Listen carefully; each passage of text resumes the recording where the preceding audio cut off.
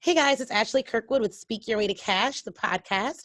And I am very, very, very excited today because we have a very special guest, Bill Benjamin, who has been speaking and training for the last 20 years or so.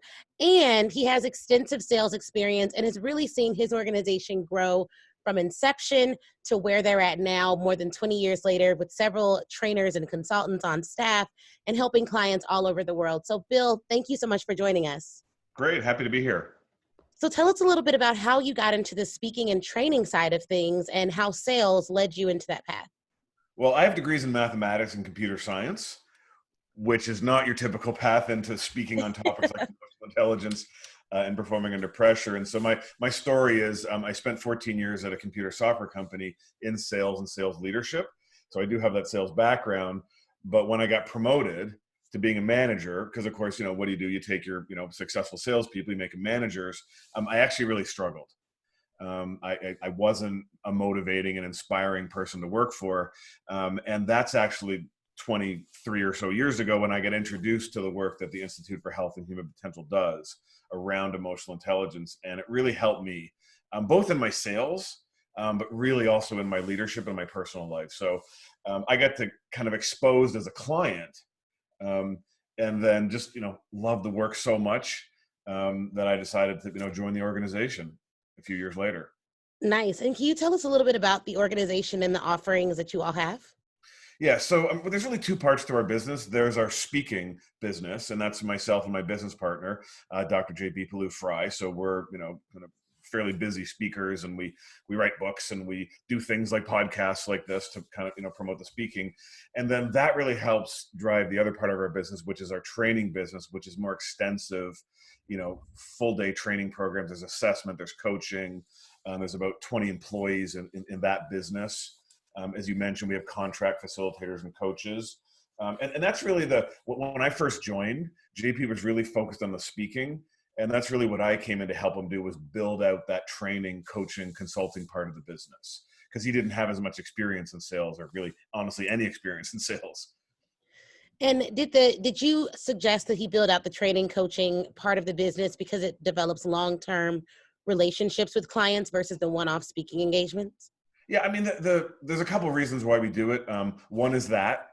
The other is, though, that, I mean, gosh, as powerful as a 1-hour keynote is, and it does change lives. I mean, multiply that by 100 when somebody attends a full day training program, does an assessment, gets coaching. So just in terms of, impacting people and making the difference in the world we want to make, that training part of the business, just, it goes deeper for people. Yeah, longer term impact. Yeah. And then finally, from a business perspective, it also creates something of value. So, a speaking business that's only based on JP and myself doesn't have as much value as a training business that has intellectual property, that runs on its own, that has recurring revenue. And so there's also, creating some value in our business. That's another reason that we do that. That's great. And you mentioned that before you came on board, your partner didn't have as much sales experience. So how was he getting the keynotes? So, I mean, one thing he had done is he developed a couple of relationships with some speaker bureaus. And, it was fairly early on. I mean, it was 23 years ago. These days, speaker bureaus are just inundated with people. But, for a guy without sales experience, he's still entrepreneurial. He's very resilient. He's very driven.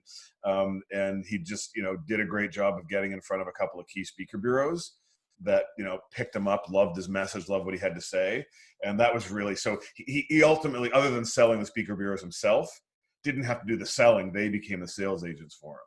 Oh, that's perfect. And now a lot of speaking coaches do not recommend that because they are so inundated and there's so many of them now. It's hard to determine which ones already have established relationships and which ones don't so much. Yeah, I mean, we're still big fans of the speaker bureaus. In fact, late last year, we actually went exclusive with Big Speak, an awesome speaker bureau out in California. So we're still big fans of that model and that approach. It's just, it's hard to break into if you're brand new. Yeah. If you don't already have some sort of established track record. Now, there are speaker management companies, you're probably familiar with them, where you actually pay them to help you build up your brand. They'll look at your marketing materials, they'll look at your content, they'll coach you on how to speak, and they'll help sell you, but you're actually paying them. Right. which is a different model from a speaker bureau where, you know, you're not paying them, they're taking a commission from your speaking fees. Yeah. And for those of you who don't know, there also are speaker bureaus that only do, for instance, the collegiate market. So they would take a percentage of everything you do in that market, but you would be able to keep all of your corporate stuff 100% for yourself that you bring in. So there is a way to do that. And a lot of my friends who've been in the industry for a while have gone to that model just because it gets really overwhelming doing the management, back end, admin side of getting booked. It is a lot of work. There's probably like 7 steps that a client has to go through before you get on that stage. Mhm. Contracting, W-9, paperwork, insurance, Exactly. all of that is just a ton to handle. It takes a lot of time. Yeah. Yeah, absolutely. I mean, so, you know, not only are you getting the marketing and sales that they're doing, but you're right, you're getting all that admin and logistics support. So, as I said, we are a fan. And again, you know, with a lot of speaker bureaus, you know, you don't start exclusive. So, Right. you know, basically, you know, you have your own clients, but then they bring you in the new ones that they sell. Um, so that's kind of the way that we worked for 20 years before we decided to go exclusive. That's good. And what informed that decision to go exclusive with Big Speak? You know, just that, you know, they'd really been, of all the speaker bureaus we worked with, the ones that, you know, really kind of got passionate about what we do, kind of understood the more consultative sales approach. They've been really growing. So we were just seeing more and more bookings coming from them. They also have a model where they have someone who still works with the other speaker bureaus. So going exclusive with them didn't mean we couldn't work with our current speaker bureau partners. Hmm. And we make sure that the current speaker bureaus still get paid their full fee. Oh, So that's great. it costs us a little more, but it's worth it because we still wanted to maintain those other speaker bureau relationships. So, um, you know, and then again, when you go exclusive, there's a commitment from that speaker bureau that they're going to put more resources into marketing and selling you. Which is good, and that's what you want. And a lot of speakers who use bureaus also talk about how they visit their agent or whomever it is that represents them at the bureau to stay top of mind. So there's still some work for you to do, because I work with a lot of Oh new yeah. speakers and train them, and they are very quick to want to outsource that part of the business. But whether you go with the bureau, you stay on your own, you maintaining your brand and your image is going to be critical. Absolutely. It's not an if you build it, they will come. Yeah. I mean, Yeah. definitely you've got to continue to add value, provide things that, you know, are topical for their clients. Absolutely. Yeah. So that's wonderful. So when the business first started, it was pretty much keynote speaking. And then how did you even start to develop out the training consulting arm of the business? Did you Mhm. start with developing the content? Did you start with developing the contacts? How did that transition work logistically? Yeah, I mean, a little bit of both. So we identified that there was opportunity to go deeper with the content. And so we did some work ourselves to, you know, to develop, take a 1 hour keynote, build it into a half-day training program. And then at the same time, you know, we were pitching that to clients. So, you know, we all sometimes have to sell things that aren't 100% there yet. So we were managing that, you know, where there was a client who just loved the keynote and wanted more. You know, we were pitching and saying, well, look, we've got this ability to deliver a more extensive, you know, program for your leadership team or your sales team. And, you know, we wouldn't lie to clients, obviously, and tell them we had something that didn't exist, but we would tell them that we were working on this and, you know, if they wanted to pilot with us. So, you know, we found some early clients that loved our work and were willing to pilot those longer training programs. Um, And were they bringing you in for the keynote just to speak to one? Was it, were you going to conferences and speaking at conferences and getting in front of a variety of decision makers, or were these individual clients that were bringing you in to only work with their organization, and after that went well, you would upsell them or talk to them about additional opportunities for growth for their organization? I mean, a combination of both. I'd say when it's an association where there's a bunch of, you know, kind of people in the audience, they'll tend to, you know, the opportunity there tends to be for another keynote they might have at their organization.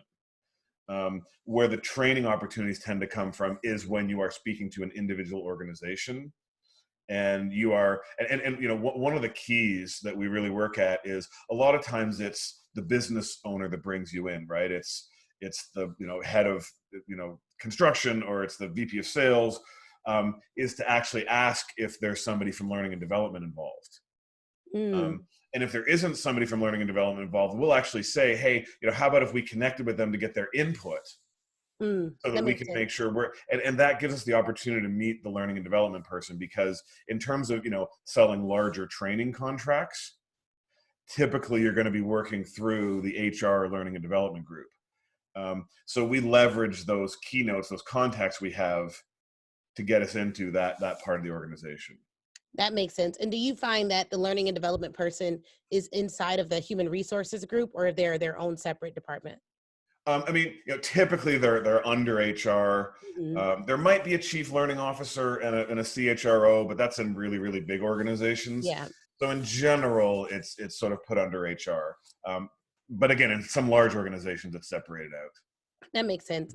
What seems really daunting, especially as you're just getting started, if you're doing keynotes, you're fully booked on keynotes, but you do want longer term relationships, you do want reoccurring revenue because it's more sustainable and you can make a bigger impact.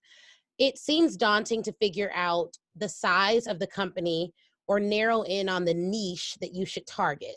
So there's so many companies in the United States, Mm-hmm. a lot of which have between 500 plus employees. How did you determine either the industry that you were going to narrow in on or the size of the company? Because what you do is valuable to any company Yeah. that has people who are out there and who need some mindset work or emotional intelligence work. Yeah, yeah. So when I first came into IHHP, I really was the salesperson, and so as a salesperson, if JP is going to go and speak to a company with 150 people, I'm probably not going to spend a lot of time as a salesperson because they don't tend to invest. They don't have training budgets. But if he's Mhm. going to go speak to Pfizer, a pharmaceutical company, even if it's one of the smaller divisions, then as a salesperson, I'm going to focus more of my time on that. So we didn't necessarily target specific industries. We kind of followed where the speaking engagements were taking us, Okay. and then targeting, identifying, and we've done some work identifying, who's an ideal client for us, and then targeting which of those, speaking engagements are with clients that meet that target. That makes a lot of sense as well. And how did you start growing the company? So now you all have a variety of consultants that work for you. Did you train them on your methodology? So you all built that out first, got that solid, then trained other consultants. And are they able to license your trainings and then sell them on their own, or how does that relationship work? Yeah, great question. So, one of the things that we did do, and this is a lot of work, It's a um, lot of work. is we created a certification for our training materials. That makes a And lot of sense. the first thing I'll say is one mistake we made was when we first said, oh, we've got a new training program, let's create the certification at the same time. But anytime you develop a new, even when you develop an hour keynote, but when you develop a full day training program, it's going to change as you deliver it. You probably want to go through 20, 30 deliveries before you say, okay, this is what we want to certify on. Because once you create a certification, you're creating facilitator guides, you're creating all kinds of resources. And then as soon as you change something, that has to be reflected in all the certification material. So it becomes a much, much bigger effort. Hmm. So one of the things we do now whenever we, come out with a new training program is we don't develop the certification until we've really, really run it a whole bunch of times. We have different people, run it. But that is a model that we used where we created that certification, and then yes, we license more corporate trainers, so not so much independent consultants. We went through that model. We can talk about that if you want. We moved away from that model of independent consultants, but more corporate trainers, and then our facilitators. So we have both full-time and contract facilitators, and so we use the certification both for the end client, but also for our own facilitators. And when you say corporate trainers, these are individuals who already work for a company. Yeah, they work at Allstate or they work at IBM, and we are then training them and then licensing them. So they are paying licensing, fees in order to use the training. And again, that's a big part of how we've grown the training business, is through that recurring revenue, those licenses. That makes a lot of sense. How did you come up with the pricing for this? Did you already know how to price all of this out prior to getting into the business, or was it trial and error? How do you Oh, come I up came with in with the no clue, absolutely no clue as to what the pricing models were. So, it was all of the above. It was going out and seeing what, others in the industry, either peers or direct competitors, were doing. It was, some trial and error with a client, sometimes going in too high, sometimes, going in too low and realizing, whatever, 6 months later, boy, we could have charged a lot more for that. So it was this combination of seeing what was going on in the industry and then testing things with clients. That makes a lot of sense. For the licensing, do they have to renew their certification or get recertified in certain intervals? We didn't used to do that. We're doing that more now, having that recertification. So yes, that is something that we look at. And with contractors or having people who actually work for your company, how do you typically get the contract first and then staff the contractors on those particular deals so that you're not overhiring or underhiring? Yeah, I mean, that's a constant conversation we have, Yeah. because you're right. I mean, we do, whatever, 30 programs in June and, 10 in December. And so, you don't want to hire for running 30 programs a month. So we have a combination of, facilitators on staff, but also contract facilitators who we only engage when we sell a program. And again, for somebody starting out, I mean, that's how we started out. I mean, probably in the first 3 years or 4 years, we didn't have anybody on staff who delivered our training. It was all contract facilitators. And we found a couple of really great ones who, in some ways became like they were part of the company, right? They would help in the design, they would help in the, in that. But really, we only paid them when they delivered. So that was a model that worked well, really, and continues to work well for us. That's really great. And it's interesting because I wonder, it seems like your business is not personality driven. And because of that, you're able to have other trainers deliver the keynotes. And for a lot of speakers, it is a personality driven business. Mm-hmm. They are the brand. And so Sure. when you're selling to a client and it's you that's selling, sometimes the client wants you. They don't necessarily, they're more sold on you than they are on the content. How Yep. do you walk that line when it comes to branding and ensure that the client is as sold on the content, regardless of who delivers it? Yeah, I mean, honestly, even though we are the Institute for Health and Human Potential, when JP and I are the ones who delivered the content, they're connected to us. So we absolutely run into that issue. And sometimes that comes down to trust and the fees. So, Mm, I mean, our fees are much higher than the facilitators. So, if the client wants to, again, roll this out to, 80 people and run 4 or 5 training programs, paying JP and I each time is going to be much more expensive than bringing in a facilitator. So it's somewhat of them trusting in us that we would only hire great facilitators, and then it's also just the financial model for them doesn't necessarily work to be paying JP and I. And I mean, some clients still do. Like, okay, I mean, JP and I still occasionally deliver half day and full day programs, but again, that's typically somebody's senior team. It's a very high end. They're willing to invest the extra money in us. But as they roll out to, say, a mid-level manager group, they're not going to be able to afford to bring JP or I in every time. and with the half day or full day programs, do they also get consulting or are there different packages? So we have assessments, we have coaching. So we have some other sustainment solutions. So yeah, we have other services around, not so much consulting, but more training, sustainment solutions and assessments. Okay, great. And thus far, it seems like we've talked a lot about the in-person training models, the half Mm-hmm. day and full day trainings, which I love. I think they're super effective for companies. And you do deepen the relationship in person, even though the world is moving to online. So, how did you all first get into the online development space? And how have you been able to build that out?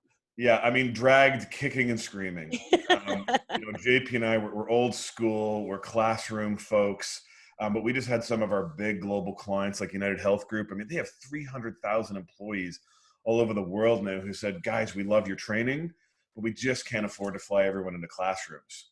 And Right. they were already doing a lot of stuff virtually. And so we partnered with United Health Group in particular, also IBM. Um, and developed our training. One real lesson, and this seems so obvious in hindsight, but we really did go down that path of saying, okay, we're just going to take our classroom training and kind of deliver it virtually, and just take our exercises and run it virtually versus going and that didn't work as well, to be honest. We did have a false start out of the gate. It wasn't as engaging, it wasn't as interactive. And so we ended up going and finding some contract people who knew virtual. who knew how to design. And when I say virtual, I don't necessarily just mean self-paced. I mean what we call live online, where it's virtually facilitated. It's using like a Zoom platform. So there's virtual breakout groups. There's, you know, kind of interaction with a facilitator. And there's definitely some really specific approaches, techniques to use to make that really engaging, to keep the person sitting at their desk really engaged. And so we hired some people who really understood how to design that way, you know, kind of taught them our content versus the other way around. Once we did that, I got to tell you, I have been surprised at the feedback that we've gotten about how interactive it is. Because one of the advantages is when you are taking somebody for a full day or a 2-day training program, I mean, that's a lot, right? Not only, you know, are they out of the office for a day and their emails are piling up, but it's just a lot of rich content. Whereas, you know, our virtual, we've taken it and made it 3 2-hour sessions that we spread over multiple days, even multiple weeks. And so instead of that full fire hose full day, it's like, okay, 2 hours, I can deal with that in my day. I can set some time aside for 2 hours, but then they've got time to process it, right? So it's very interactive, it's very engaging, and they're taking away, they're practicing things, they're trying things, and then they're coming back together. So it creates some natural sustainment. So there's actually some elements of doing things virtually that are better than classroom. And is it live? So it's virtual, but it's still live. Correct. So there is a facilitator. Your listeners can't see right now, but Ashley and I are on video on Zoom and we can see each other. Right. So as I'm saying something, you're acknowledging and nodding, and then I'm seeing that you're ready to say something and you're engaging, and it really feels, it's almost like we're in a room together, isn't it? Yes. Yeah. And so so, you know, you might have a training class of 25 people. You know, if you ask someone to put their hand up and engage, you're going to get crickets. But you put them into a virtual breakout room where there's only 2 or 3 people on video together. It's just like saying, it's just like in a classroom saying, okay, now turn to the person beside you and discuss this. Right. The facilitator can, quote, walk around to each of the virtual breakout rooms. People can put their hands up. So it really does emulate an interactive environment in a live classroom. And so that's the part that's really we've been able to use to make it more engaging. And that makes a lot of sense when it's live, because you still have some control over the attention of the audience. Yeah. And do you all use the Zoom platform for that? Yeah. Now we have clients that use other platforms, so you know we're platform agnostic. But for us, the simplest and most effective and cost effective has been Zoom. Yeah. And what about on demand? Do you offer those as well? We do. We developed that for IBM. I'm personally not as big a fan, but you know, it's funny. They just said, you know, we're a technology company. That's the way our people learn. They will sit, and you know, we worked really hard to make it engaging. There's live videos. There's interactive exercises. You know, but you know, I'm not as big a fan of that in terms of, you know, how many people really sit and go through all the modules. But you know, that was something that they felt was the approach they really wanted to use and work for them. So we actually now have that available, you know, on demand, you know, if people want to. But I don't push that as much because I think it's hard when you're kind of by yourself. Yeah, it is. And so because I think the biggest hurdle for myself and probably for other folks is the technology, overcoming the intimidation of the technology that it would take to truly make an on-demand interactive client experience. And it's different. It's very different. So do you all have like pop-up questions and things of that nature? And did you hire out like someone who could code that out, or how did that work? So again, when we first did this, we tried it ourselves. Okay. And honestly, I mean, it's less about the technology. I mean, the Zoom platform is pretty easy. It's pretty easy to design a poll. It's pretty easy to do a whiteboard. By the way, whiteboards where you've got like 20 people all filling things in are extremely interactive. It keeps people's attention. So whiteboards are really powerful. So the technology itself, that's fairly easy to learn. So even on demand, someone can do a poll on Zoom, and when they're doing it, will it spit out a certificate at the end to make sure that they completed it? Yeah. So you can track and say this person is, and again, that's more about the platform that you host it on. But again, the thing I'll say is the mistake we made was thinking, okay, we know our emotional intelligence content. we'll just learn the virtual, we'll just learn how to use whiteboards and breakout rooms, and we'll be able to develop great training. My coaching to your listeners, if they want to develop virtual training, is find someone, contract with someone who knows actually how to design really great virtual programs. I mean, teach them your content, but how to really create a 2-hour experience where it's really engaging throughout the whole time. That takes a unique skill that, most of us as speakers and trainers don't have. Definitely. And that's good advice. That's great advice, because if it's something that you're not good at, for me, if it takes me longer than a week or two to figure something out, I'm searching for the best consultant. It just saves me time. And when I was a practicing attorney, the rule of thumb is if you're looking for a case or authority for longer than 2 hours, you need to get in the room with someone else and talk it through. Yeah, I mean, this is much longer than 2 hours. So Yeah. absolutely, that's my recommendation. Yep. Definitely. So you speak on emotional intelligence and also getting over stage fright and some of those things. For some of the speakers, a lot of the speakers that I work with are very concerned about how to book engagements. Right. However, the way that you rebook engagements is by being exceptional on stage, Right. because that is going to carry the weight, and people will refer you because they like referring people they can trust. How do you suggest people get better if they do have stage fright? What would you say they need to be doing on a daily, monthly, or weekly basis to overcome that?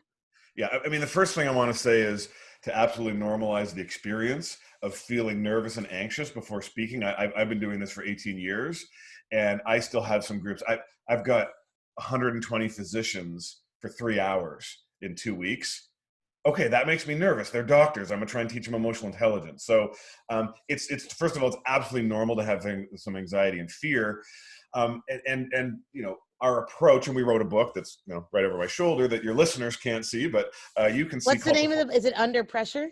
It's called Performing Under Pressure. Performing Under Pressure. And the really important thing for people to understand is a bit about the brain, in that when we're under pressure, there's two parts to our brain. There's our cognitive brain.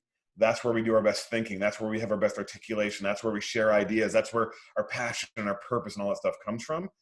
Then there's our emotional brain. And our emotional brain is part of our fear center.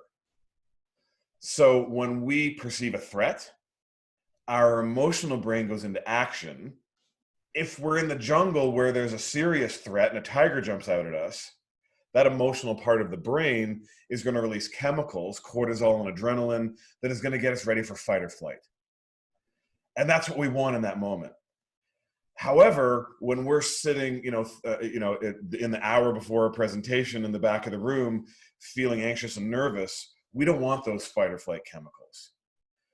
Because one of the chemicals that gets released is cortisol, which is our stress hormone. In addition, those chemicals actually reduce our working memory, so we can't think as clearly. So we're not going to be as agile on stage. So number one, we want to recognize when that emotional part of our brain is starting to trigger. So one is this, the self-awareness of when that happens.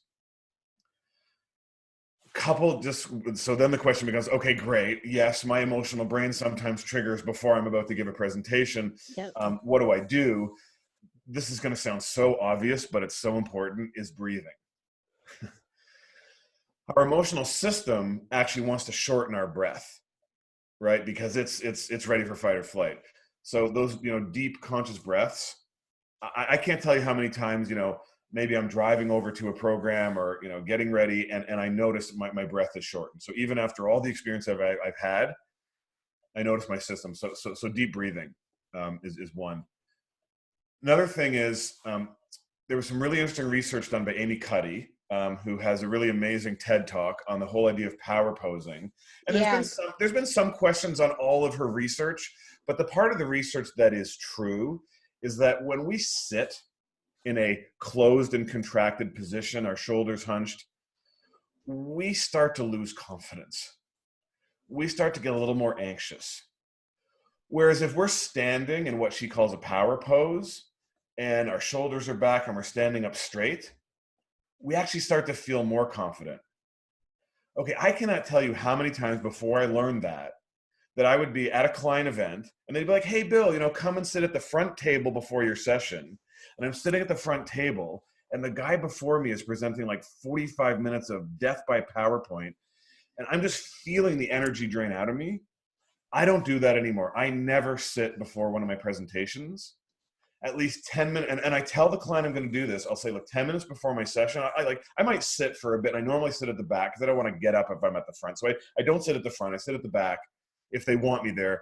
But I tell them, look, 10 minutes before I'm going to stand up. And I stand at the back of the room. And sometimes even if I'm really nervous, I go out of the room so I can do some real kind of, energy stuff, making myself big, stretching. But even though I'm standing at the back of the room, I'm just standing up straight. And I found that makes such a difference to my energy before getting on stage. That makes a lot of sense. And, you guys, it is normal to feel nervous or excited. I like to call it excited before you speak. And no matter how much you speak or how great you are at speaking, that's just energy. It's just energy. You're excited about what you're about to do. And it's going to take some practice before you learn that, before you trust yourself enough to know that once you start speaking, once you're into your speech, you're going to do better. Another thing I wonder if you could speak to is how much confidence comes from being competent in your topic area. So I imagine your speech like the back of your hand. So things that I over prepare for, it doesn't matter if I have those nervous feelings or not. I know that I am going to do a good job because I have over prepared for this opportunity. Yeah, I mean, absolutely. In fact, I mean, that's what's giving me some confidence with the physicians.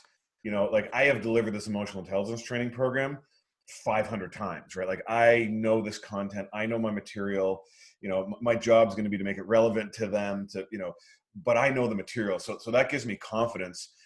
Having said that, there are times when we're delivering new material. So for example, when the Performing Under Pressure book first came out, I was asked to deliver it to 150 US Marines. Mm, Now, I'm not a military guy, so I would have been right. nervous delivering the emotional intelligence content, but to deliver something brand new, oh my gosh, I'll always remember driving over to Fort Sheridan here in Chicago, and I was the most nervous I'd been in a long time. That would be, it really wouldn't matter what the topic is. Delivering any speech to 100 of the toughest men that you may have ever met in your life may be a little nerve-wracking to any speaker. Absolutely. So, the funny thing was on the way over, I thought, boy, I should probably use some of the techniques I'm about to teach to perform under pressure. Yeah. And one of the ones that really, really helps, and again, by the way, there's 22 pressure solutions in the book, so you tell me when to stop talking about strategies. But one of them is this idea, what we call befriend the moment, and we do this with Olympic athletes, right before an event. They're going to feel tension and anxiety. And instead of reacting to it and trying to push it away and push it down, is to say, oh, that anxiety, that tension, that's my body getting ready to perform. That's okay. And so that's a frame of mind that we really coach. And again, when I feel that, I'm like, okay, this is okay that I'm having this anxiety. And then what tends to happen is the reason we're having the anxiety is because we all tend to focus on what we call crisis thinking. Yes. It's our natural response. So I'm going to deliver this program for 150 US Marines. It's not going to go well. It's not going to apply to them. They're not going to like it. I don't know what US Marines do when they don't like a speaker, but it can't be good. It can't be good. It can't be good, right? So if we can shift, so this is another strategy, shift from crisis to opportunity thinking. Yes. Because the crisis thinking actually constricts our blood vessels, which means less oxygen gets to our brain, so we can't be as effective. Whereas if we can shift to opportunity, so again, as I'm driving over, I'm thinking, wait a minute, I mean, what an opportunity to bring this learning to people who serve our country in an amazing way. And if it goes well, they're going to invite me back and they're going to buy more books. And suddenly I can feel my blood vessels dilating and more energy and oxygen is getting back into my system. So if we can focus more on, and that's also where we can get into, sort of purpose and gratitude. So that's the other thing, right? If you're standing at the back of the room and you're feeling nervous because you're worrying about they're not going to like it, it's not going to go well. If you can shift to, well, what an opportunity to make an impact and connect with your purpose of I'm here to make a difference for people. And God, how lucky am I to get to do this work right? Because by the way, how many times do us as speakers do people say, God, I wish I got to do what you do? Yeah. Right. So, so as you're shifting into opportunity thinking, you can also start leveraging some more positive emotions like purpose, like gratitude. And that just really calms the whole emotional system down and allows us to step in more skillfully. It really does. I mean, I'm thinking about how I can use these techniques as I prepare to have my first child, like opportunity thinking. Not Oh, because good for you. they do tell you that your mindset is everything, and that women who are positive throughout their entire pregnancy and who have great experiences and are filled with gratitude have easier delivery. So I have been really practicing positive thinking, which my husband tells everyone that I am actually more calm and more peaceful during pregnancy than ever before. Well, Which good I for don't you. know how to take that, but I'm going to take it. Well, first of all, congratulations. Second of Thank all, you. good for you. That is brilliant. That is going to have a positive effect on your baby and on you. And by the way, on your husband. Yes, definitely on him. you know and so yeah, there's just a whole lot of great research, and you've obviously heard of it, around when we think thoughts of grateful, of connecting to our purpose, what that does for our brains and our bodies. So yeah, there's lots of application to that. The other thing I'll say about, I reacted a bit to the idea of it always having to shift to opportunity thinking, because sometimes there's just stuff that sucks Mm-hmm. that we just have to deal with. So we actually say shift into crisis, from crisis thinking to challenge or opportunity thinking. So sometimes it's just a challenge that I have to overcome. Mm-hmm. That still helps. That still shifts us from crisis thinking to recognizing a challenge and shifting to what do I need to do to overcome that and get past it. So, sometimes when there's something that's just really hard, okay, there isn't an opportunity in getting a really bad medical diagnosis. Right, right. But that's a challenge I need to overcome, right? And again, that can be motivating. Definitely. And every successful person that I've studied talks about the value, the importance, and the results they've received from living in a state of gratitude. So that really is, I mean, that really is a powerful concept. It's just when you think about how grateful you are to have been on this earth for however long you've been on this earth, to have a place to live, to have a client, to have an opportunity, even a difficult client. It's a blessing Right. you have any clients. Like there are people that are still working to get their first client, and that may have been you, even like a short period of time ago. For you, it was a long time ago, but for some of the Mhm. people listening, remember how it felt to get your first client. You were very, very, very excited and thought that the world was going to open up, and now it has. So live in gratitude for sure. I still remember my first client. Absolutely. I think everyone does. I think everyone does. Like the Partly first because it was client. such a low kind of, if I can say, cheap organization and a low fee. They put me in this horrible motel. I mean, it was, Yep. and I'm not a, like, I got to be in a 5-star hotel guy. I'm pretty easygoing, but this one was, so the whole experience was just really, really funny compared to, where I am now. Yeah. Definitely. No, that I totally understand that. I mean, I started speaking at colleges. And Mm, so a lot of colleges, the smaller ones especially, are in smaller towns. yeah. And they don't have 4-star hotels or even 3-star hotels. Right. There's just like the extended stay or something like that, which my husband thinks is hilarious that I stayed at an extended stay because he knows how I'm pretty particular about sheets more so than hotels. Right. Like I like really good sheets, but that doesn't happen. But it was still a blessing to get those opportunities and to impact those students' lives. But it is exciting to see the growth and the places that this career can take you. Yeah. The other thing I want to say, and you just did a podcast on resilience, so we don't have to, I encourage, folks to listen to your podcast on resilience. But, in 18 years of doing this, it's not been a straight line up. I mean, we have had periods and years where our speaking was down. I mean, obviously, SARS had a big impact on us, and let's all hope the coronavirus doesn't. Hmm. But we went through that.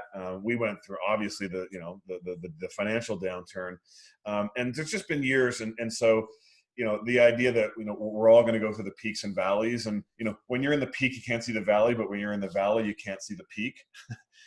I've just now developed the confidence to know that, what, we might go through some hard times, but we're going to, make this work. We're going to continue. We're going to get through it. And so just, if some listeners are in a place where it's like, gosh, I'm not getting the bookings I want, or things have slowed down, or, That's okay. That's normal too. And we all know the stories of people who have faced setbacks, didn't let those things get them down, stayed resilient, um, and have overcome. And so that's just such an important part of growing a business, Yes. is that resilience piece. Yes, trusting that it will work out when it doesn't. Because I do find that there's an energy you give off when you're in a state of desperation that Yeah. repels clients. So you can't be at the point where it's like, okay, you quote them 7,500 and they're like, well, we don't have that. And you're like, all right, $1,000. Like you Right. don't want to, you don't want to get in that state. It's just so much easier to almost, I remember when I first started my company, I had to almost force myself into a place of peace, because Mm, if I didn't, I would like sell out of desperation or look for clients that weren't a good fit. And it just does not work. And yeah. people can feel that energy. So it is really, really important to trust yourself, trust your journey, and know that it will work out, because it really does work out. It does, and I think that's such great advice. My business partner JP often says it can feel like success in the middle of failure. Mm, Yeah, yeah. isn't that good? That is really good. That Yeah, is really, really good. Well, this has been amazing. Where can our listeners find you, your company, and learn more about your book and the other products that you all offer? yeah. Thanks for asking. So, we're the Institute for Health and Human Potential. It's ihhp.com.